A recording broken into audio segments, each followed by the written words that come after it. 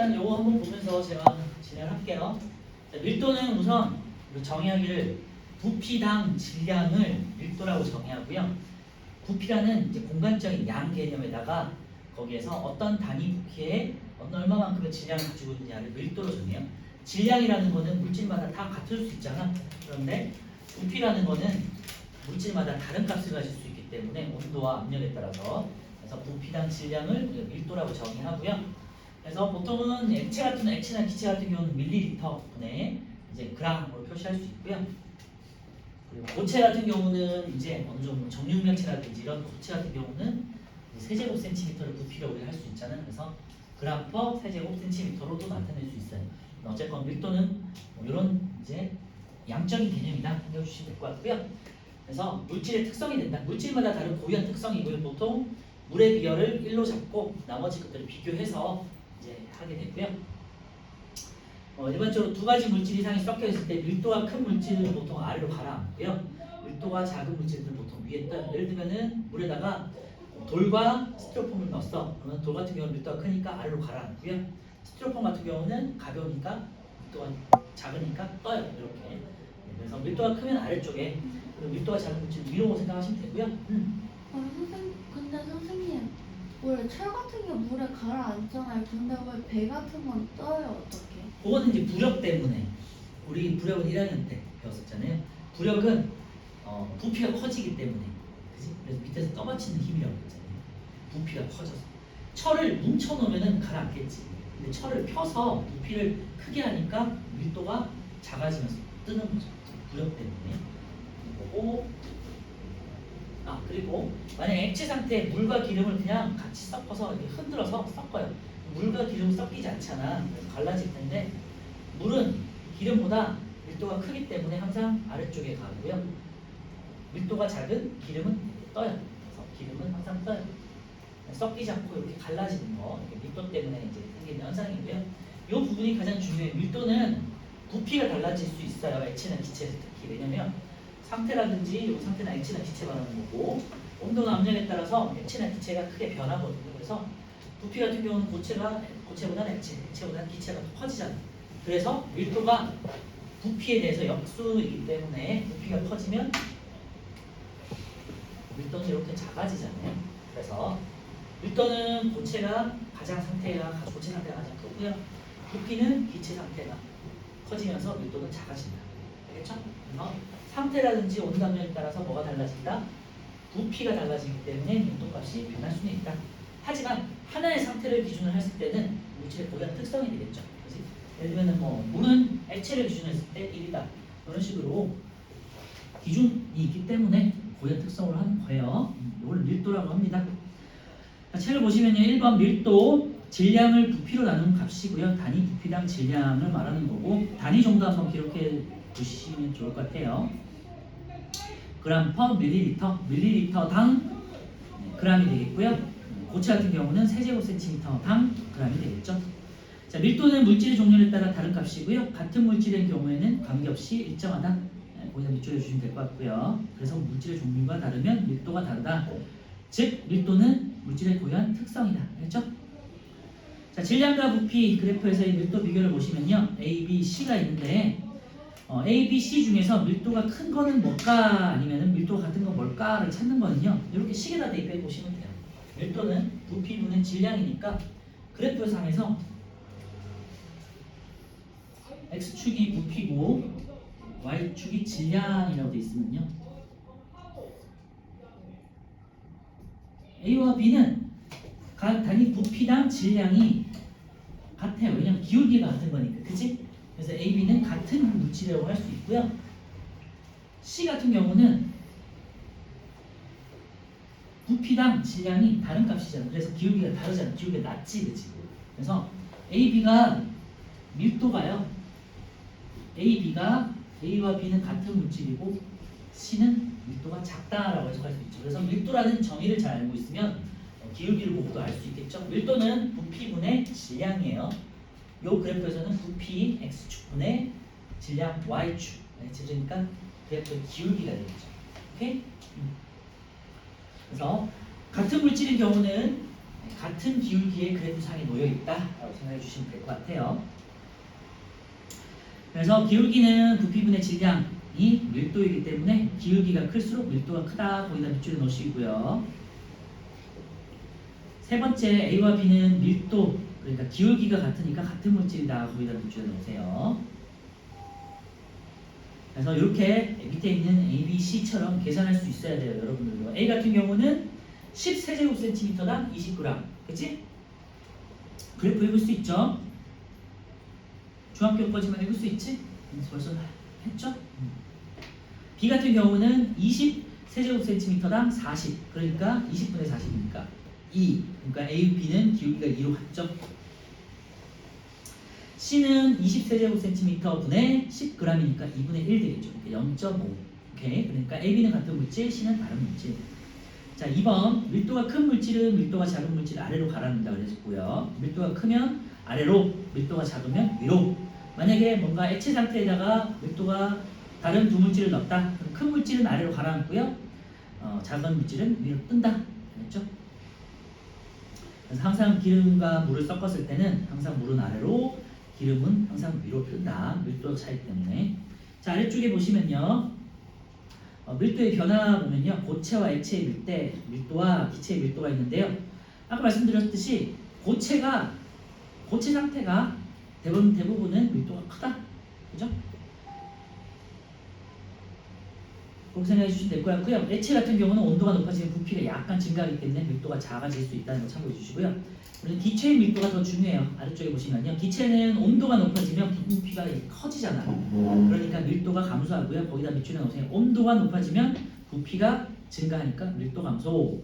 아까 말씀드렸죠? 그리고 압력이 높아지면요. 우리 이제 이것도 1학년 때 배웠던 건데 기체 압력과 부피에 대해서 압력이 커지면 부피는 어떻게 된다? 증가하니 감소하니?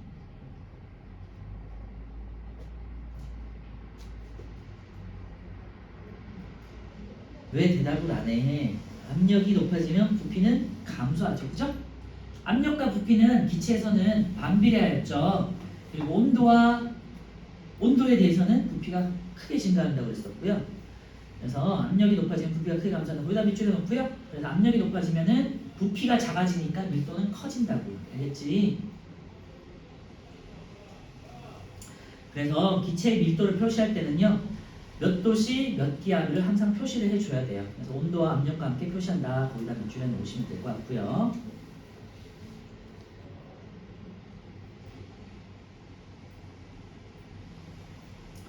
자, 밑에 물질의 상태 보시면요. 여기다가 이제 별표 쳐놓고요. 부피는 고체보다는 액체보다는 기체가 커진다고 제가 말씀드렸었고요. 그래서 밀도는 고체가 가장 크다. 요거 이제 제가 말씀드렸죠. 요 내용 잘 기억해 주시면 될 것 같고요. 단 예외가 있는데요. 얼음이에요. 얼음. 물과 얼음. 물은요. 부피는 봐봐 일반적으로는 고체보다는 액체보다는 기체가 커. 그런데 물은 얼음이 물보다 부피가 더 커요. 그리고 당연히 수증기가 부피가 가장 커요. 그래서 얼음이 고체잖아. 그치? 근데 얘가 물보다 부피가 더 커져. 예전에 한번 말했던 것 같아요. 왜냐면 얼음 같은 경우는 이렇게 육각형 고리를 이렇게 형성하거든요. 그래서 여기 가운데 빈 공간들이 있어. 그래서 넓게 이렇게 퍼질 수 있단 말이에요. 그래서 부피가 커진다라고 표현을 썼어요. 알겠죠? 그래서 얼음은 물보다 얼으면서 결정형이 되면서 부피가 커지기 때문에 밀도가 작아져요. 오히려. 그래서 물이 얼면은 부피가 커지면서 밀도가 작아지기 때문에 우리 겨울에 강에서 하천에서 얼음이 위에 얼어 있고 강 전체가 얼진 않잖아요. 그죠? 일반적으로. 그지? 그래서 여러분 뭐 송어 낚시라든지 뭐 이렇게 무슨 호수에서 이렇게 하는 거 있잖아요. 겨울철에 낚시 같은 거 하잖아요. 보면은 강에서 위쪽에는 이렇게 온단 말이에요. 이렇게. 근데 아래쪽에서는 이제 얼지 않으니까 물고기들이 이렇게 살 수 있는 거잖아요. 그죠? 그래서 얘네를 우리가 이제 얼음을 파가지고 낚시를 하잖아. 겨울에. 그게 가능한 이유가 얼음이 밀도가 작아지니까. 왜? 부피가 커지기 때문에. 그래서 겨울에는 강 위쪽에서는 물이 얼고 아래쪽에서는 안 녹으니까 그래도 물고기들이 살 수 있는 이유가 되는 거예요. 오케이? 알겠죠?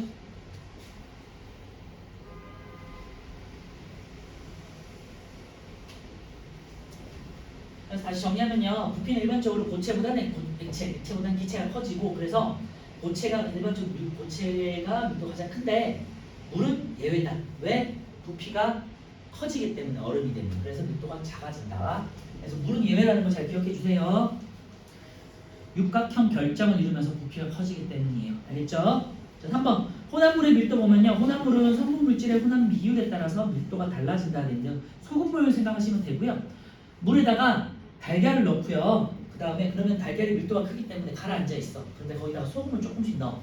그러면은 달걀이 아래에 가라앉아 있다가 점점 소금물의 밀도가 더 커지기 때문에 점점 이렇게 둥둥 뜨기 시작해요. 그래서 여러분들 그 바닷가 가면 몸이 떠 있잖아, 그지? 뭐 어느 정도는 가라앉겠지만 뜨잖아. 그 이유가 소금물이기 때문에 그런 거고요.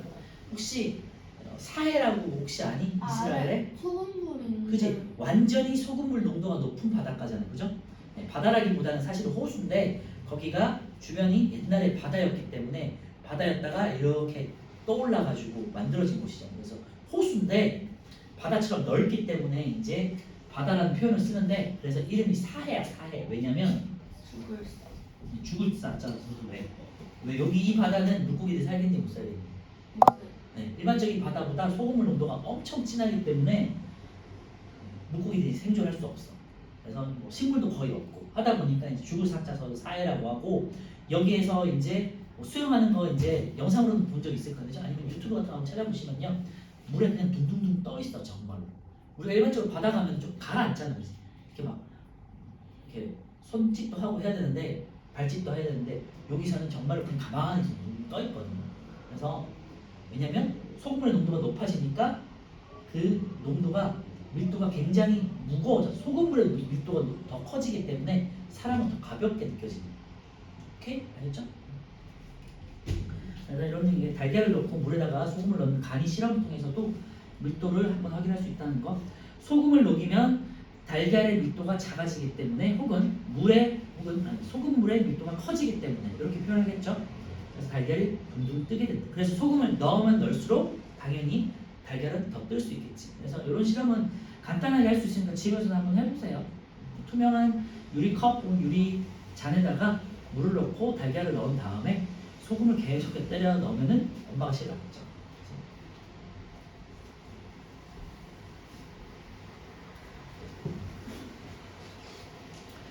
설탕을 넣을 수도 있는데요. 설탕은 더 많이 넣어야 되기 때문에 더 엄마한테 혼나. 소금을 넣어야 돼.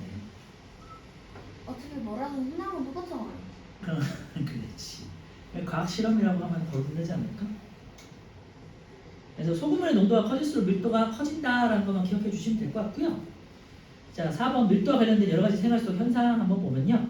구명조끼를 입으면 물보다 밀도가 작아지니까 구명조끼를 입는다는 건요. 부피가 커져서 혹은 질량이 작아져서 밀도가 작아진 거예요. 그래서 여러분들 구명조끼를 입으면은 둥둥 뜰 수 있잖아. 그치? 물에 가라앉지 않게 되고요. 잠수부는 이제 일반적으로 우리가 물에 들어가기가 힘들잖아. 그러니까 좀 무거운 거를 들고 들어가야겠죠. 그래서 밀도가 큰 납덩어리를 달아서 물속에 잘 가라앉게 한다는 건데요.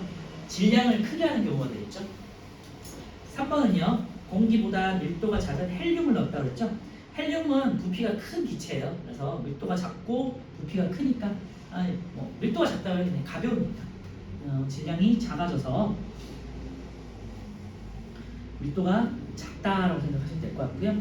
공기보다 밀도가 큰 이산화탄소는 좀 무거운 기체거든요. 아직은 잘 모를 수 있겠지만 수소라든지 헬륨 이런 애들은 좀 가벼운 기체가 되겠고요. 산소나 이산화탄소 이런 애들은 조금 무거운 기체가 되겠어요. 그래서 이런 기체들은 이제 풍선 아래쪽에. 그래서 여러분들 풍선을 숨으로 이렇게 부르면은 풍선이 뜨지 않고 이산화탄소. 가라앉아. 그지? 왜? 이산화탄소니까. 그런데 뭐 이렇게 풍선 이렇게 집어넣거나 그 풍선 넣는 기계 알죠? 바람 넣는 거. 아니면은 헬륨을 집어넣으면요. 헬륨 같은 경우는 위에 좀 뜨잖아요. 그지? 이유가 헬륨은 가벼워서. 그러니까 질량이 작기 때문에 질량이 작으면 밀도도 작아지죠. 그래서 뜨게 됩니다. 오케이. 자, 4번은 가스 누출 경보기를 설치할 때 공기보다 밀도가 작은 LNG인데요. LNG는 메탄가스라고 해가지고 굉장히 가벼운 기체가 또 있어. 그래서 메테인이기 때문에 가볍기 때문에 이제 위쪽에다가 설치하는 거고요. 그 다음에 공기보다 밀도가 큰 LPG 대인데 이거는 프로판가스라고 해서 여러분들 잘 모를 수 있겠지만 이게 뭐냐면 우리 식당 같은 데 가면요, 우리 옛날에 한번 말했던 것 같긴 한데 그 가스통 있지, 가스통, 그죠? 네, 가스통에다가 넣는 기체가 있어. 그걸 프로판가스라고 하거든요. 보통 식당에서 연료로 쓰는 거. 요 기체는 조금 무겁기 때문에다가 요 경보기는 아래쪽에다가 설치한다. 알겠지? 그러니까 뭐 LNG니 LPG니 이런 것까지는 나중에 시험 때 외우도록 하시고요. 가벼운 기체는 위에 뜨니까 경보기를 위에다 설치한다. 무거운 기체는 아래쪽으로 가라앉으니까 경보기를 아래쪽에 설치한다. 오늘 요 정도까지만 해도 좀 기억해 주시면 좋을 것 같아요. LNG니 LPG니 이런 부분까지는 좀 구체적으로는 나중에 좀 시험 때 한번 기억하도록 하시고요. 또 대표적인 예가 잠수함 한번 써놓으면 될 것 같고요. 잠수함이 가라앉을 때는 물을 집어넣고 무겁게 해서 가라앉게 되겠고요. 잠수함이 뜰 때는 잠수함의 원리도 유튜브 같은 거 찾아보시면 재밌어요. 네, 잠수함이 가지고 있던 물을 내뱉어 물을 방출하면 어떻게 되니? 그 공간에 공기가 생기잖아. 그래서 공기로 채워서 위로 뜨게 되는 거예요. 알겠죠? 대표적인 잠수함이 밀도를 이용해서 뜨고 가라앉고를 이용한다. 뭐 그런 것도 있고요. 그 다음에 뭐 소화기라든지 아니면은 우리가 불을 끌 때 산소는 우리 불을 키우는 성질이 있잖아요. 그런데 이산화탄소는 불을 끄는 성질이 있거든요. 왜냐? 무겁기 때문에 이렇게 덮어서 불을 눌러버릴 수 있어요. 그렇죠? 그래서 이산화탄소 같은 거를 불이 난 곳에다 이렇게 뿌리게 되면은 불 공급을 산소 공급을 차단하고 무겁기 때문에 불을 눌러버릴 수 있어요. 그리고 우리 예전에 한번 했는데요. 에어컨은 위쪽에 설치하잖아요. 왜? 차가운 물가 밑으로 찬 공기는 뭐가 크기 때문에 밀도. 차가운 공기는 같은 질량이라도 부피가 작기 때문에 밀도가 커져요. 커져. 그러니까 밀도가 무거워져. 그치? 그러니까 차가운 공기는 이렇게 가라앉아. 그런데 뜨거운 공기는 어떻게 되니? 조금은 더 팽창한단 말이야. 그치? 뜨거운 공기는 부피가 커지기 때문에 밀도가 작아져. 그래서 뜨거운 공기는 위로 올라가는 성질이 있다고 그랬고 차가운 공기는 밑으로 내려온다고 그랬잖아요. 이게 뭐였니? 열의 이동 방식에서 뭐였어? 열의 이동이 열의 전달 방식이 대류, 복사. 전도 대류, 복사가 있었잖아요. 그 중에서 이 방식이 대류가 되겠지, 그치? 차가운 공기는 아래로, 뜨거워진 공기는 위로 해서 이렇게 순환하는 거. 기억해요? 그런 것들도 이제 밀도차 때문에 생기는 거예요. 기체의 밀도차 때문에. 자, 오른쪽에 1, 2, 3, 4, 5, 6번 한번 풀어볼까요?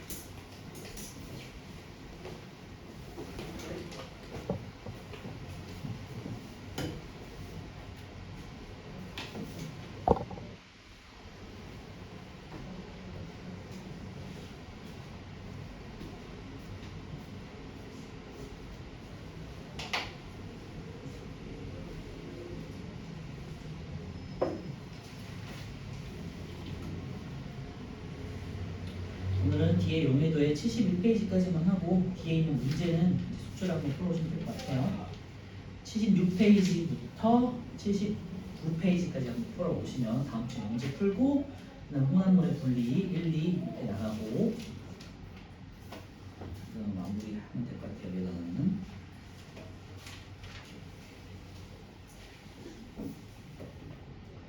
그래서 그래서 우리 다음 주까지는 우리 6단은 물질의 특성은 이제 혼합물의 분리까지 해서 마무리하고요. 남은 두 주는 수급과 해수에서의 세 단원이 있는데 거기를 나눠서 하도록 할게요.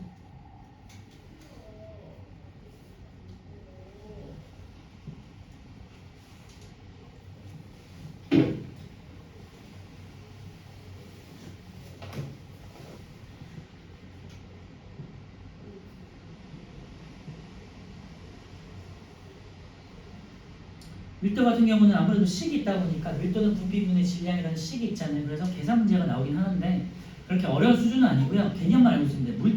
밀도는 부피분의 질량이다. 이것만 까먹지 않으면 돼요. 알겠죠? 그래서 부피를 찾아서 분모에, 질량을 찾아서 분자에다가 대입해서 계산하시면 돼요. 그리고 밀도가 크면 아래로, 밀도가 크면 위로 이런 개념 정도만 기억하시면 되고 부피가 커지면 커질수록 밀도는 작아지더라. 그래서 상태 변화에 따라서 고체에서 액체, 액체로 기체로 갈수록 밀도는 작아진다. 요거랑 단, 물은 예외다. 이 정도만 기억하시면 돼요. 자, 1번 부피는 장소와 상태에 따라 변하지 않는 물질의 고유한 양이죠. 그래서 X가 되겠고요.